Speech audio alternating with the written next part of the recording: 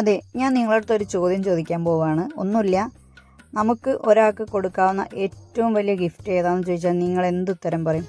ഞാൻ പറയും നമ്മുടെ സമയം. അപ്പം എനിക്ക് സന്തോഷമുള്ള ഒരു ദിവസം ഞാൻ ഇഷ്ടപ്പെടുന്നവരുടെ കൂടെ മാത്രമല്ല കേട്ടോ, എന്നെ ഇഷ്ടപ്പെടുന്നവരുടെ കൂടെയും കൂടി ആയാലും എനിക്ക് ഒരുപാട് സന്തോഷമുണ്ട്.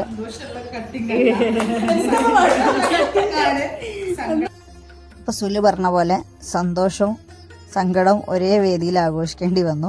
വേറെ ഒന്നല്ല, കുറച്ച് ദിവസം മുൻപ് എൻ്റെ പിറന്നാളായിരുന്നു കേട്ടോ.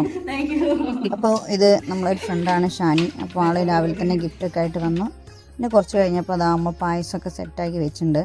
അപ്പോൾ നമ്മൾ ഇന്നത്തെ പരിപാടി നമ്മളൊരു ഫ്രണ്ടിന് ഒരു സർപ്രൈസ് കൊടുത്തതാണ്. ഇത് ഓൺ പോയിൻറ്റ് സൊല്യൂഷൻ എന്ന് പറഞ്ഞാൽ നമ്മളൊരു ഫ്രണ്ടിൻ്റെ സ്ഥാപനമാണ്. അപ്പോൾ അവിടെ നിന്നൊരു സ്റ്റാഫ് റിസൈൻ ചെയ്ത് പോവുക. ഞാനിവരെ പരിചയപ്പെട്ടിട്ടാകെ 4-5 മാസമായിട്ടുള്ളൂ കേട്ടോ. അപ്പോൾ അവർക്കൊരു സർപ്രൈസ് കൊടുത്തതാണ്. എനിക്കിപ്പോൾ ഇവിടുന്ന് പോകേണ്ടി വരികയാണ്. അപ്പോൾ ശരി.